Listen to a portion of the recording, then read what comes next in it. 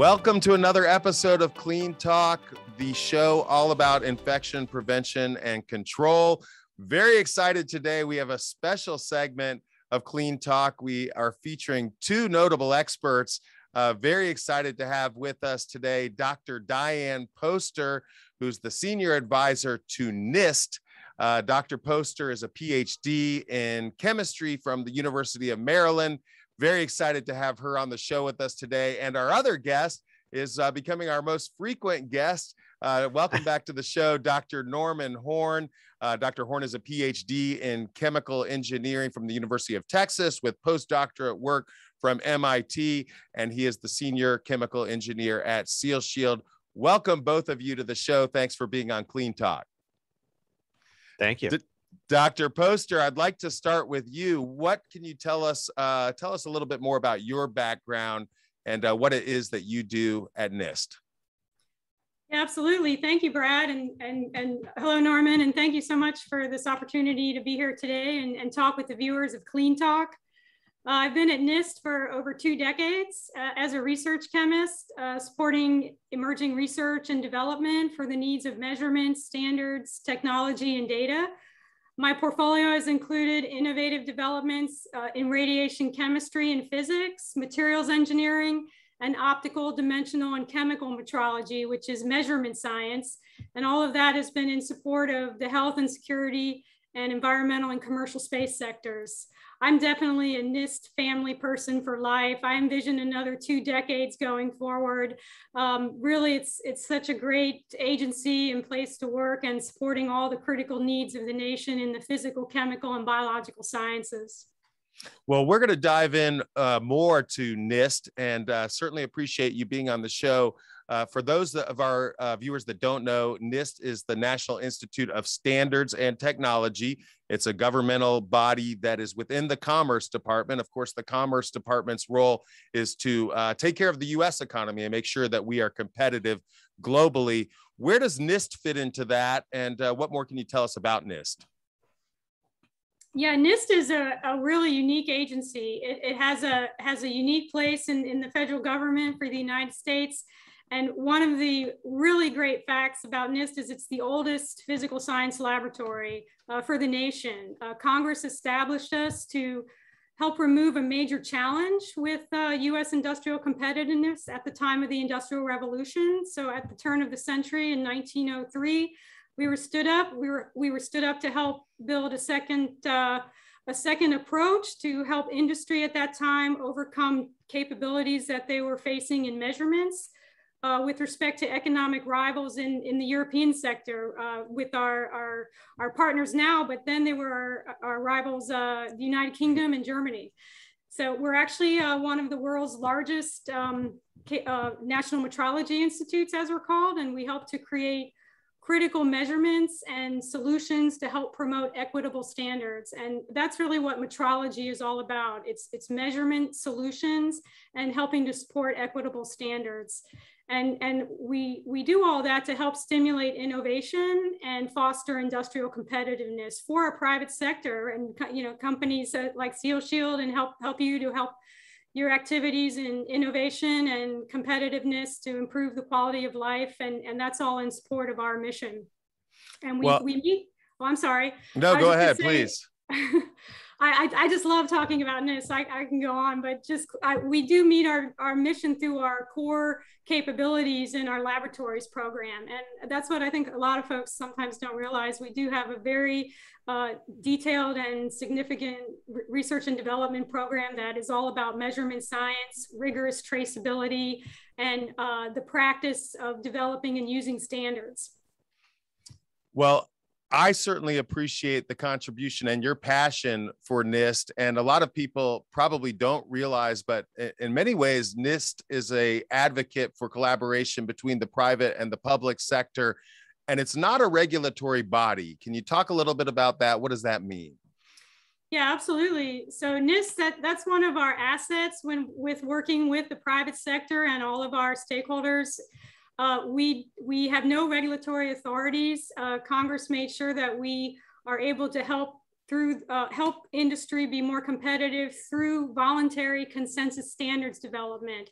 So we actually do not set standards per se. We do not develop standards in isolation, but we participate in the development of standards with international standard developing organizations, which I'm sure many of your viewers are familiar with, such as the International Standard Organization, ISO, or ASTM, or ANSI are some of the examples. Also the Industrial Lighting Association communities that we are engaged with for lighting. And that's a unique activity for us, because that way when we do have engagements with industry, we don't have to come in and really do a big sales pitch like, trust us, we're from the government. We really are a neutral party, and Congress supports that for us to help industry the best we can. And so important to define these standards, both for public and for the private sector, so that there's a level playing field, and that when private sector organizations are dealing with those regulatory agencies, there's a standard that's been set that's the same for everyone. And I think that's just great work. I think it's an amazing governmental agency that really is a service for the private sector community. And among the standards that NIST is involved in, we talk on this show about infection control and infection prevention, and we've had several episodes. The last couple of episodes, we've talked about some of the benefits and challenges around UV light. I know that you have worked with Dr. Horn, who is also an expert in UV radiation. And I'd be really interested to hear about how that collaboration has taken place, and what NIST is doing in terms of setting standards or looking at standards for ultraviolet radiation. Yeah, absolutely. The activities in ultraviolet radiation have, for NIST, we've always had a presence in that area, particularly for the measurement of ultraviolet radiation, so metrology, and mainly for the manufacturing and space communities and applications that are associated in those areas. And our ultraviolet radiation metrology really centers around our core mission to help maintain and improve and disseminate national standards that are in the areas of radiometry or photometry, and for the measurement of optical radiation. That's really what it all boils down to in that area. And we do this again by working with international standard developing organizations, like I mentioned, and we participate in comparative exercises to help ensure that the acceptance of US optical radiation standards is in check and all the balances are maintained there. And then we also conduct a very extensive research and development program to help advance the calibration and validation of optical instruments, including UV instruments and UV lighting. And for example, optical instruments on the other side are remote sensing applications, as I mentioned, space, but also with the solid state lighting industries, and now with the UV industry. That's a new area with us, our engagement, and it's been really exciting. Well, I think it's really important. People sometimes take for granted the standards that are in place that allow us to make decisions. And certainly when you talk about UV light, if you know that a certain amount of energy is going to deactivate a certain pathogen, you better be sure that we're all measuring the same way, right? Dr. Horn, let me bring you in here. I know you've been doing some collaboration with Dr. Poster and NIST. What more can you tell us about this? Well, a lot of what we've done has been building kind of this almost coalition effort to work together across the industry to begin developing standards in the public health sector, essentially. And this is, in many respects, been facilitated most by the participation of NIST, but also by the International Ultraviolet Association, IUVA. And what we've really begun doing is, first of all, hosting conferences where we get anybody in the industry who has an interest together to discuss the pertinent issues at hand regarding what problems that we see in measurement science, what problems that we see on the biological side, and what problems that we see in the application side. We all come together, we discuss these things all under the auspices of essentially trying to develop a more comprehensive understanding of what we're all trying to accomplish together. And so that being facilitated by these organizations has led to even further collaborative efforts, both on the research side and the application side, toward developing materials that can educate more than just ourselves, but everybody else in the meantime. And so a big factor in development out of that was, we started with conferences, conversations, and then these and small kind of collaborative efforts leading up into even now a peer-reviewed journal, in this case, facilitated by NIST and the Journal of Research of NIST, and with a special section on UV for public health. And I've mentioned this before, even last week on the podcast here, but it's a really exciting development because it's something that has not really existed in the last, 10 years or so. We haven't seen really anything of this substantial nature about advancements in UV science. And so due to, in fact, really the pandemic itself, it's really kind of raised the awareness in the public eye regarding UV science in general. And then also that has kind of spurred on the industry to begin really pushing for this type of standardization process and further advancements in the research and technology in the first place. So that's been something that NIST has been instrumental in accomplishing. I was honored to be able to co-chair that journal special section with Dr. Poster here, which is why I wanted to bring her on in the first place. And so I mean, it's an amazing process that I just never would have anticipated happening as we started off. I met Dr. Poster only in person only about a year and a half ago, and it's been a great opportunity to work with her and to spur on the science in this way. So I guess that hopefully explains kind of the genesis of all that and to where we are now. Absolutely. You covered a lot of stuff. I know we're going to get to the journal. We want to talk about that. You mentioned IUVA. Can you tell our viewers what that is? Those members of the audience that may not be familiar with IUVA. Tell us about that. Yeah, sure. IUVA, again, is the International Ultraviolet Association. And it is a non-governmental body. It is a nonprofit institution that exists to advance the science and education of UV in both in the industry and in the public.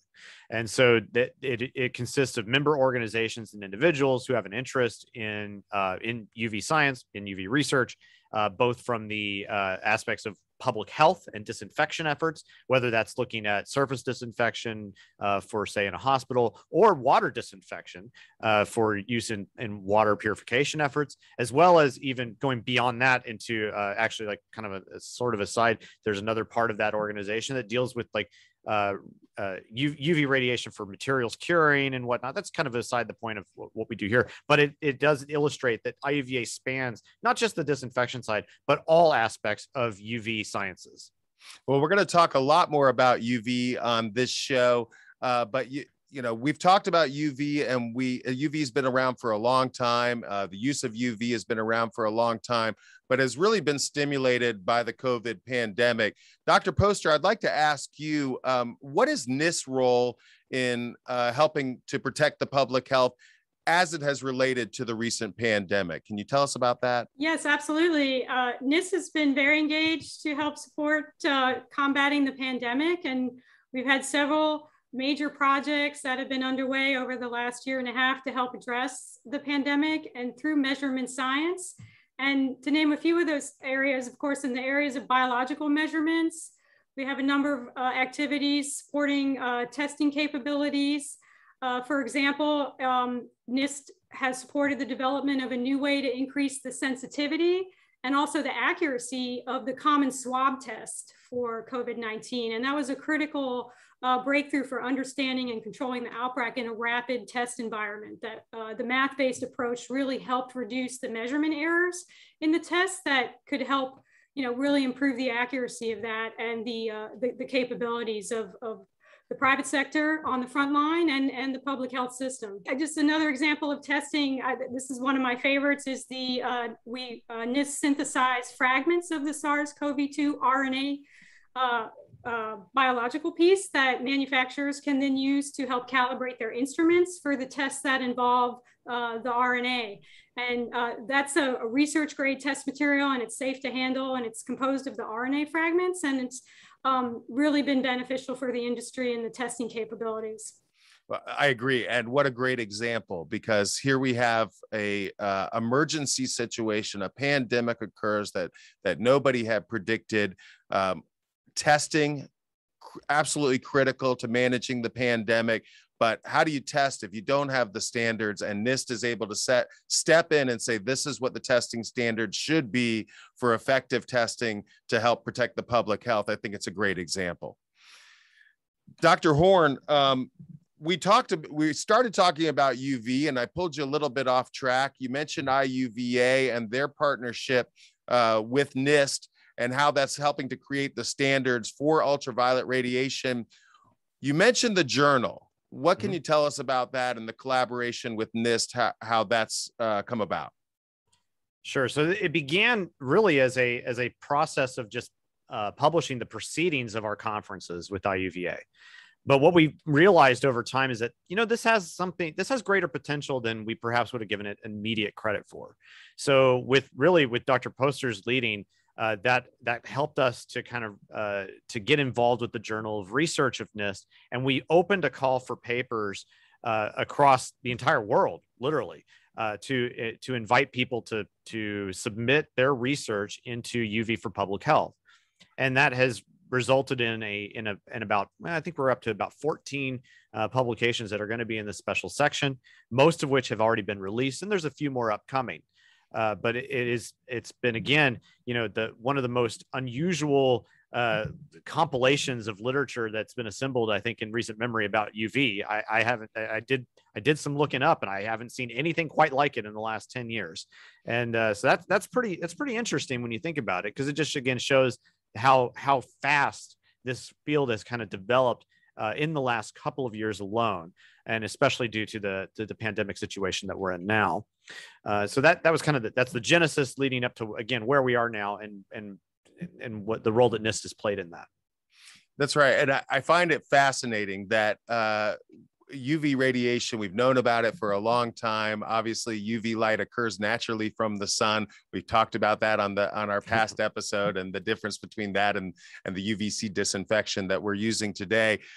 COVID obviously was a big catalyst for more UV research and looking at UV as a viable disinfection modality. I find it fascinating that there hasn't been more data on UV over the past decade, as you mentioned, until very recently as a result of this collaboration with NIST. Is that correct? Well, only partially, I'd say. That's perhaps I overstate the case. There's always stuff going on. And there's researchers at varying universities, like University of Boulder, some Canadian universities as well. There's plenty of people who are researching UV. When I say that it's about the assembly of it all, it's one thing to see kind of papers that you'll come across in the open literature that about UV research, but kind of reviewing that and assembling that into this kind of like a review of the advancements in UV. That sort of thing, I think, has not really been seen. That kind of book level treatment of UV science hasn't really occurred very much in the last 10 years.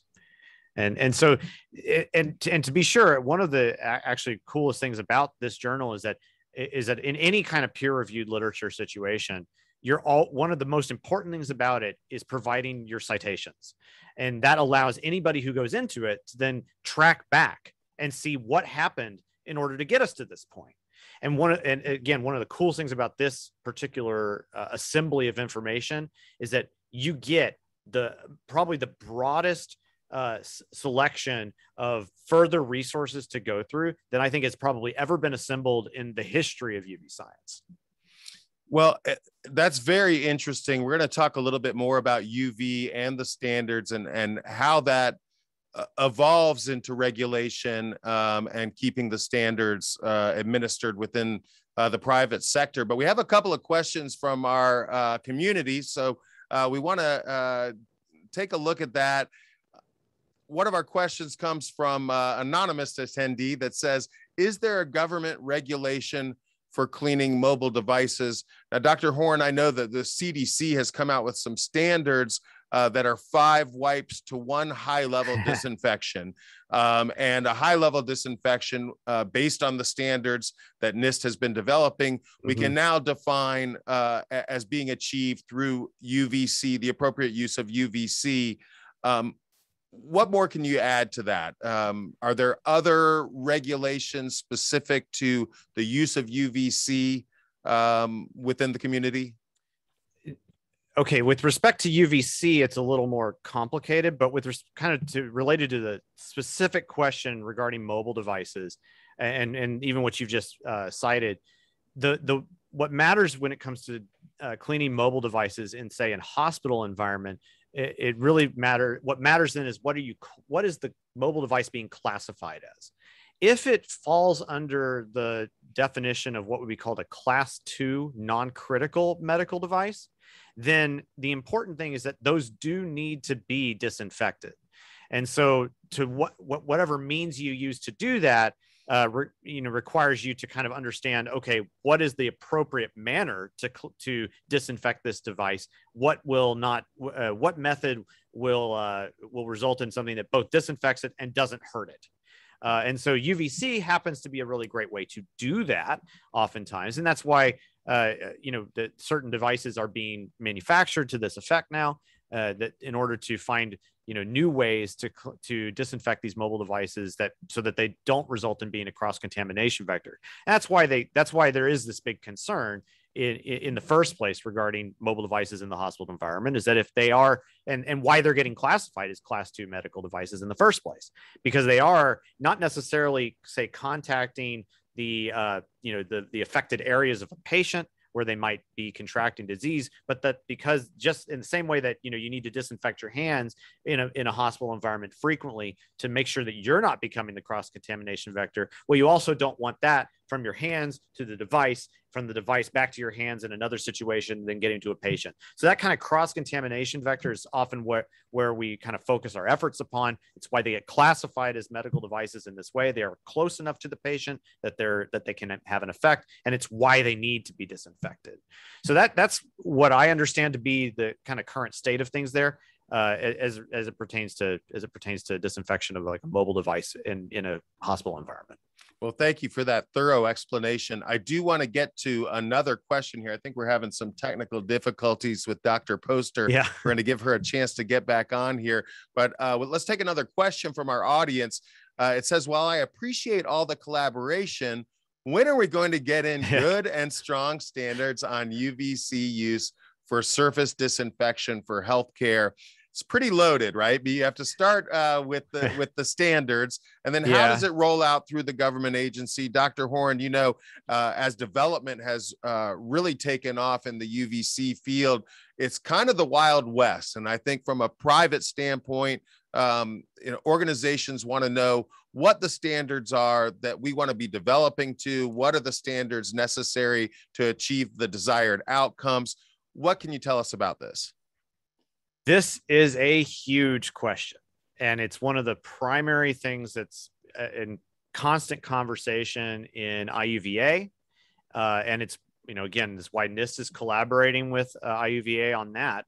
And it's why IUVA, because it is not, strictly speaking, a rule writing organization. Incidentally, it's important to realize that, anybody could just form a 501c3 and start doing research and whatnot, but it takes a special type of organization and classification of that organization to be able to write a rule or to be able to set a standard. IUVA can't just write something up, send it to ANSI, and suddenly everybody follows it. That's not the way it works, right? We have to partner as IUVA with other standard setting organizations in order to kind of get that down the road. So that's first of all, what the background conversation is there. The second piece I think that's important is that even once we write a standard, how does that enter into public code, if you will? So there is a means to do this. It turns out that if industry can come up with a generally accepted standard across the board, then the US government has a means by which it can essentially adopt that standard rather than go through the legislative process. There's an entire way to go through this. I am not an expert in this in particular, but if the words that, if you want to Google this and figure out more, look for OMB circular A119. You have to say that again, Dr. Horn, one more time. The letters OMB circular A119, and there's a whole process by which this goes through. And so that's kind of the goal in the mid to long term, is that we want to partner with standard setting organizations, come up with a standard that with as many stakeholders that can be involved as possible can agree to. And then we go through this process by submitting that to the government in that way. And then that helps to kind of jump through the hoops that otherwise, I mean, we all know what happens in Congress in this regard. It takes a long time to get a law passed, and we don't necessarily even want that to be the case. I'm not sure it's the right thing to have, necessarily legislators who are not experts in UV making that decision. If we can do that ourselves as an industry, that's an ideal way of doing it. It's the way it should be done. And so that's kind of where we're heading right now from the IUVA perspective. Best that I can explain it here, but that's an exciting development when you think about it, because it has been kind of a bit of a wild west, and you have to know a lot more about the open literature and have a facility in a bunch of different fields in order to really understand what's going on. With a standard in place like this, we think we can bypass a lot of the problems that we've kind of seen over time that have built up. And so hopefully that'll help alleviate a lot of the issues. Well, I have a lot more questions on this, but I want to take one more question from our audience. The question is, what standards is NIST specifically working on establishing for UV technologies and applications in healthcare? Is that something you can address for us? Yeah, absolutely. And I apologize for those technical difficulties. Able to dial back in. Thank you. But the good news is I did hear the audio, so that was good. Did I get it all right there, Diane? It was really great. A great summary there, Dr. Horn. Thank you very much. And so at NIST, the areas for standards, one of the things that I'd like to bring up with respect to the collaborations is that through our collaborations with IUVA, we've been able to stand up a multi-stakeholder working group, and there are over 100 members in the working group. And that working group has been coordinating on the development of global standards in guidance and looking at UV device performance and efficacy. And some of those standards are now actually under development as a result of these collaborations between IUVA and the Illuminating Engineering Society, looking at fluence and dose response behaviors, as well as irradiance measurements, and also how those are related to how a standard could be developed in those areas for fluence and response. And it's really been established a great collaboration that those types of things can come together, because it's really no secret that the commercial industry is often well ahead of the government when establishing industry best practices and standards just through self-assembly approaches. But, and of course, it's just smart business. It helps them be more competitive, but the measurements and the fundamental science sometimes just isn't there to help that process happen on its own. And that's where NIST can step in and really help provide guidance and activities in measurement capabilities to help those standards come together as voluntary consensus standards through our mission. And that's practices such as sharing data and collaborating with research agencies like us and academia really go a long ways toward helping to improve the environmental safety conditions for best practices, for example, or toward establishing formal technical standards for infection control and prevention. So following up on the question we got from the group, help our audience understand kind of the chronological process. So let's take UV, for example. NIST is working to establish standards in UV technology. There's interest in UV technology for disinfection, but we have regulatory bodies outside of NIST that are protecting different areas of our nation, of our economy, for our people. So some agencies are focused on healthcare. Some agencies are focused on communal health. You've got the EPA has their opinions on UVC. FDA has their opinions on UVC. How does NIST help to create the standards that can be set by the regulatory agencies and how they proceed moving forward. Walk us through that process. We're establishing standards with NIST, then what happens? Yeah, absolutely. So standards that are developed in collaboration with the standards developing organizations, those types of documents then possibly get incorporated by reference into regulation, depending on how well they're meeting the industry needs, and accepted at that point to where a regulatory agency is on the same page that that's going to meet their regulatory needs. So that's an iterative process there. Also, after a technical standard has come together, either as a draft or through a draft process and then accepted through consensus building, then the regulatory agencies have the option then to incorporate those by reference. That's really the driving force, and how those types of things then come down to how specifications or things like not just technical specifications, but even more general practices get incorporated by reference. And that's how industry then uses those to help have a uniform capability that everyone understands the measurements. Dr. Horn mentioned the journal publication. From a NIST standpoint, what are the aspirations, the hopes, or the goals that come out of a publication like this, please? Oh, absolutely. Yeah. So the journal compilation of articles really helps set the stage and have a single compilation of technical material of the latest state of the art of the field for UV measurements, and how those are related in the physical sense and also in the biological sense. We have some really great papers compiling information to date on dose response behaviors for numerous biological species. It's actually one of the largest compilations in the literature currently, and it's up to date by Professor Bolton and his team. And then we have a number of also papers related to looking at material science and how interactions of UV radiation with materials and how those measurements are needed to understand how UV from devices in the industrial capacity need to be understood and measured. And that's really going to help fuel the research and development capabilities and looking at the next steps to getting more information that will feed into standards development documents. Relevant and extremely critical towards the adoption of UVC to be an effective disinfection modality. Dr. Horn, from the private sector standpoint, same question. What are your hopes and aspirations that this journal publication can do to further the industry?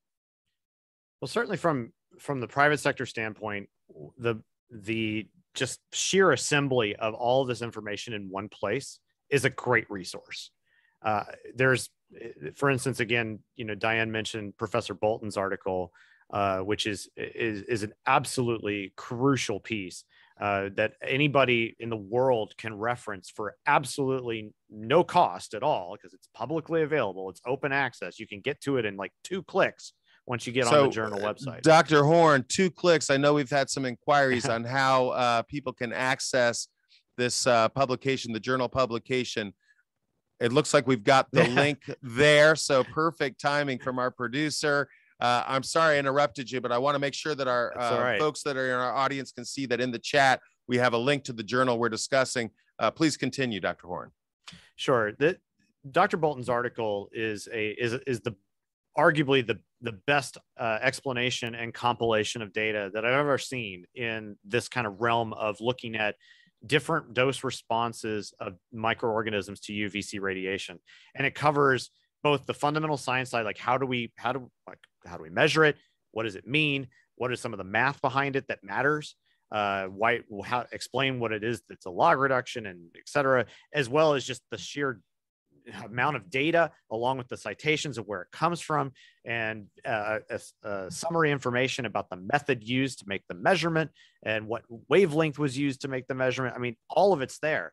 And that's a tremendously great resource for us, because it for one thing, it just demonstrates just how much has been done and how in the field, as well as just, if you're looking to look up, if you're looking to just reference something to try and understand, well, is this, what is the energy necessary to take out, C. diff? Look at what's been done, and you'll see what are some of the strengths of the different methods by just going through the references. What are some of the weaknesses of those methods? What wavelengths have been attempted? I mean, there's all sorts of things that are there that just help us to do our job better. So that's one thing that's great from a private sector perspective, is just having the data is a big deal. If we don't have data to reference, what are we doing? And furthermore, there's a number of papers in the special section that kind of give thought processes and methods to address like design considerations.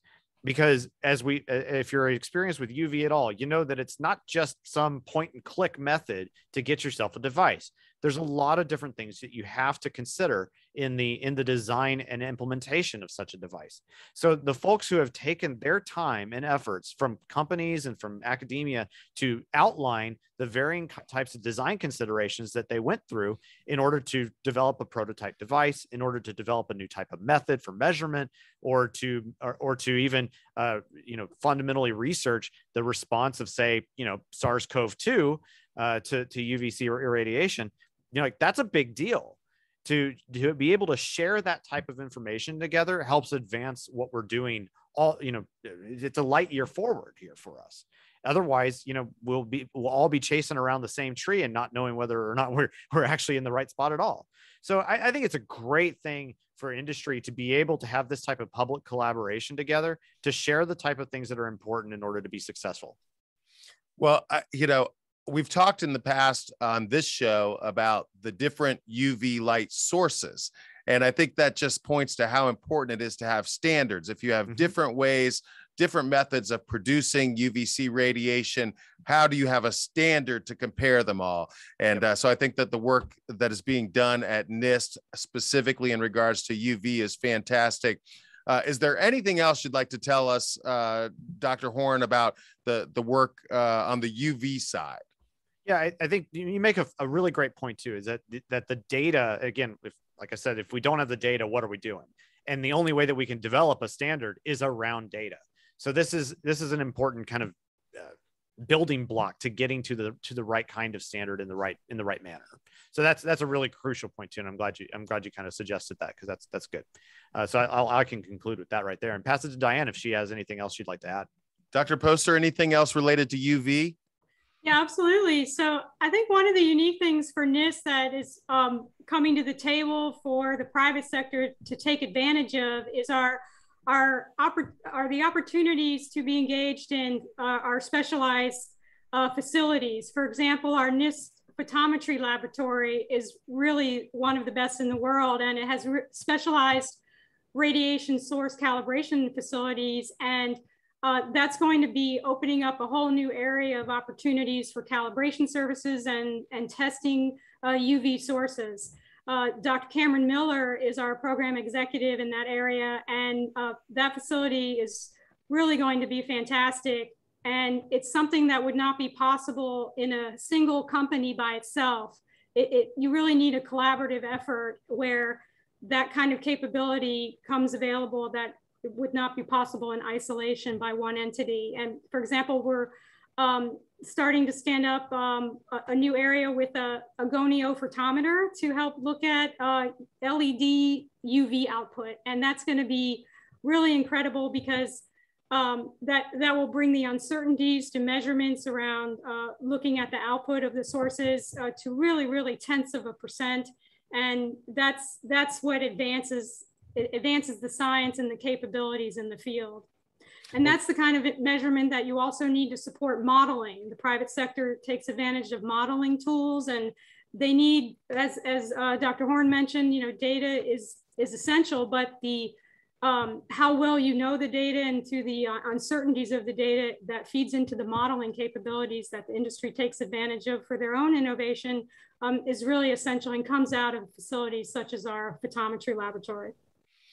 So Dr. Poster, I think in many ways you addressed the question that has come in here. And that question is, what are some of the most important design considerations for UV applications? And the only way to know that is with standards, right? And you've mentioned that you've developed some testing methodologies around UVC LEDs. What is the difference between the methodologies, or are there differences between the methodologies used to measure different sources to have a standard measurement for UV output? Yeah, it really takes, there are many different types of methods for looking at how data can come from measurements and capabilities through calibrations and looking at outputs. So those are the types of things that do come out of our facility and are really essential. So yes, the cumulated sources that are essential, or different types of instruments such as the goyophotometer that I mentioned are really unique and cutting edge. Goyophotometer, I'm going to look that up. I want to get one of those. That sounds really exciting. Dr. Horn, anything you want to add to that? On the design considerations edge, I would suggest that, that as Dr. Poster is mentioning, like the source is really where it's at. In other words, what is generating the UVC to begin with? So we think about that kind of as our primary, that's our first considerations. What are we generating the UVC with? Because that actually affects a lot of other aspects of any type of device you would build, whether that be the mechanical considerations, whatever your geometry is, as well as what are the electrical considerations. And so there's a bunch of different things that kind of need to go into the design of such a device. But you kind of have to start with the source. And in order to understand your source better, you got to understand what it's emitting, and that measurement process is really crucial. And I think Dr. Poster really emphasized that well there. That's a real challenge at times. Well, we've been talking a lot about UV because it is really exciting. The work that NIST has done to create the standards, the journal publication with all of the data, super relevant, incredibly important. But I guess I'm going to put you on the spot, Dr. Poster. What other opportunities do you see through the NIST lens that you think could be relevant for helping to solve the problem of hospital-acquired infections or cross-contamination infections in general? Are you seeing new technology in the way that UV has come on the scene as a result of COVID? Are there other things you're seeing that may have potential towards this goal? And what is NIST doing to help set those standards? Yeah, absolutely. One of the unique areas for NIST contributing in standards development is also not just on the physical measurements or the biological measurements, but the material characteristics and material science and engineering. And in response to the pandemic, NIST also had a collaborative project with industry to help look at how PPE measurements can be used in terms of from a materials integrity standpoint when they're possibly being sterilized by ultraviolet or disinfected. And that's been a real demonstration of how NIST contributes to providing things of very specialized techniques for high resolution scanning, electron microscopy, tensile strength testing, flow testing, particle filtration, for example, for masks, N95 masks. And then also, of course, the UV fluence and the sensor calibrations for radiance and how that relates to PPE treatment by UV technologies. And that will be another paper in our special section. And that speaks to the volume of the breadth of the types of contributions that NIST really brings to the table in these areas to help demonstrate that, for example, in the disposable PPE, if at the beginning of the pandemic, if one N95 mask could be reused once on the front lines, given the demand and the supply chain issues that were happening, that would just be an enormous contribution to first responders. But being able to demonstrate that at the resolution that is needed for materials testing really does require collaborative efforts, and that's where we step in. Well, I think it's extremely interesting because we've talked previously on this show about the benefits of UVC disinfection, but also some of the challenges, and that you're setting standards not just in the measurement of the UVC radiation, but also standards in the material level sciences and how that radiation might affect those materials, whether it's an N95 mask or a hard non-porous surface, the good and the bad. Let's make sure we're measuring it all and setting those standards. And we feel it's super important in in the UV space. It's been, as we mentioned, a little bit of the wild, wild west. There's a lot of products on the market. Some are extremely effective. Some are moderately effective. Some may be somewhat dubious, but there's no way to tell unless we have a standard that we can measure to. So I'm extremely appreciative of the efforts of NIST and of you, Dr. Poster, in starting this process specific to UV light, and in all the other areas where NIST has contributed to the standards that help to make our technology better and help to keep the U.S. Competitive in the global marketplace. And of course, it's imperative to our mission to reduce hospital-acquired infections and cross-contamination infections in general. Dr. Horn, anything else on this topic? I just would concur with you that the interactions that I've had with NIST have been nothing but pleasant and awesome. I've really enjoyed working with Dianne, and I just hope that we can continue doing this really critical work over the next year or so, and just keep pressing forward to bigger and better things with us in UV production and UV device production and UV standards. Thank you, Dr. Horn. Dr. Poster, I'll give you the final word. Any other comments from NIST as it relates to UV or any of these other topics we're discussing? Yeah, absolutely. Thank you. I think I'd just like to summarize that we've talked about collaboration and working together, and that's really NIST model and how we do engage with stakeholders and communities through measurement science, but that happens through a number of ways, like the shared research facilities or calibration services that I mentioned with our NIST photometry laboratory, voluntary frameworks development, draft standard development, working with standard development organizations, and also through formalized partnerships. And those are really, we hear a lot about public-private partnerships now, but NIST really takes that to heart. Those do help nurture a community to help identify shared challenges, such as we've experienced here with infection control, even before the pandemic, as we've heard in your previous shows, that hospital-associated infections are a problem even before the pandemic. And public-private partnerships help bring together resources and shared capabilities to help solve those challenges. I couldn't agree more. Such a critical function that NIST performs. Thank you so much, Dr. Poster, for your good work. And thank you, Dr. Norman Horn. Appreciate both of my guests today, Dr. Dianne Poster from NIST and Dr. Norman Horn from Seal Shield. Be sure to join us next week on Clean Talk when our guest will be Christine Gallo with the Gallo Medical Company. They are involved in designing and implementing ICUs and the OR theater. And we're going to talk with Christine about the technology that they're implementing to address infection control in those environments. Be sure to tune in for that. If you want to join our community, you can join us at cleantalk.online. And if you want to catch our archive shows, they are at cleantalk.us. Again, a special thanks to our guest today on Clean Talk. Thank you for joining us. I'm your host, Brad Whitchurch, reminding you until next time, keep it clean.